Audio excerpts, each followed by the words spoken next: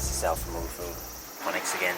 So I am sort of debating whether or not to go out and get a bigger main reservoir for my pump, just so it has a little bit more leeway before it drains out to below where the pump is. I had a bit of an accident yesterday where I could hear it start sucking in air, and it's not just a matter of filling up more water in the system, as the pump quickly empties it out of the reservoir that it's in into the other 5. So I need to get a bigger reservoir for the pump, just to have that bit of extra leeway with it. Now, because all of my reservoirs are siphoned together so that they keep the same water level, I wonder if getting one tank bigger than the others is going to create more pressure, just because of the volume of water to push out water to the surrounding tanks. Now, obviously, I don't want to get a big reservoir if that pushes more out to the other reservoirs. Maybe this is completely scientifically obvious to people out there, but if you start reading up on siphoning, it's clear that it all has to do with atmospheric pressure. But I couldn't find anything to show whether or not the tanks need to be the same size in my 5 minutes Google research. However, I figured, why go through all that when I can just do a quick experiment here. So I've got 2 different reservoirs here. One is obviously way bigger than the other.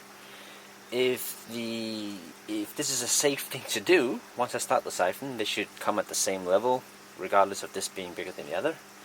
If it turns out that this pushes out more on this side, then a bigger tank is not gonna help me out. But let me give it a go, see if it works. And it's started. And so we will see how this works. It's filling up. Still, it's pretty slow. I'll speed this video up a bit so you don't have to sit through this.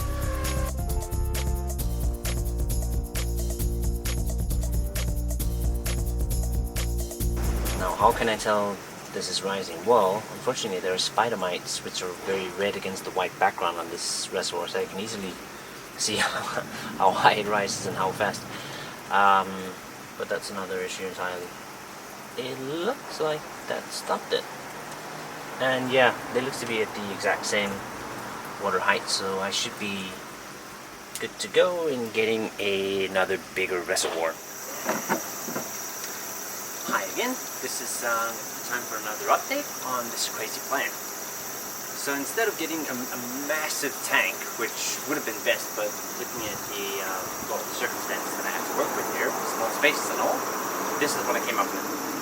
I went back to the hardware store. They ended up having a bigger tank in the same type of system.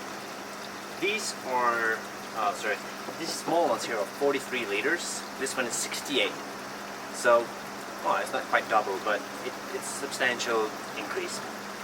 And I figured, well, normally you would dig down your reservoir, your main reservoir, your sump tank with the pump, so that it sits lower than all the other grow beds, whatever you have, so that they would drain into it. I'm on a terrace here, I can't really dig it down, so I figured, what do? And I came up with the idea of, I'll raise the others.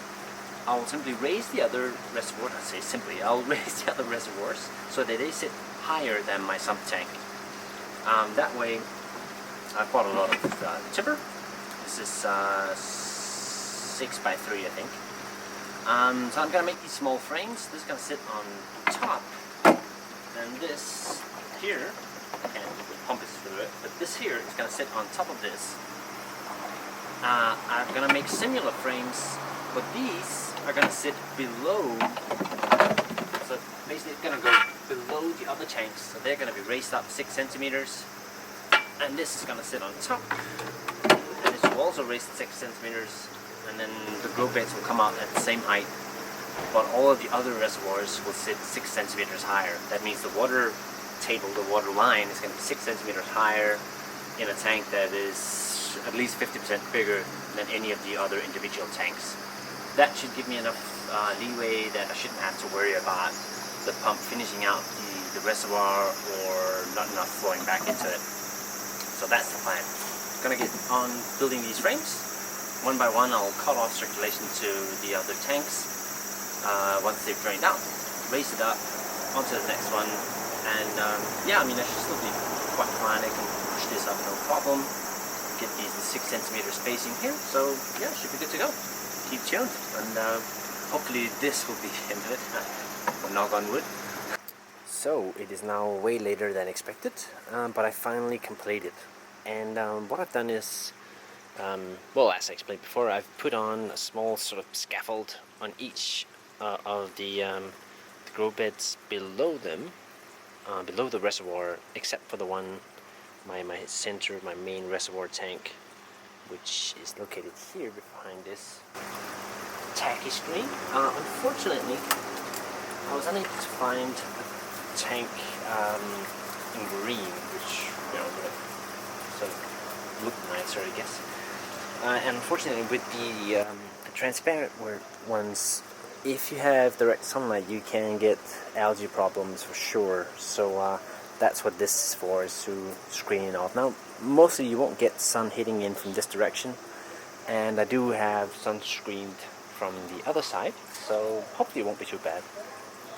A couple of good things I noticed after this is I have significantly more stable water line over the pump. Oh, it's on the side kicking in. Significantly more stable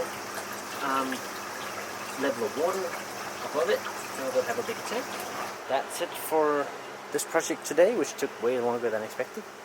But it's done, and I'll be able to sleep more soundly tonight, knowing that my pump won't run dry all of a sudden. So that's a good thing. Yeah, thank you all for tuning in. Questions or comments, please leave them below. I'll see you next time. Cheers.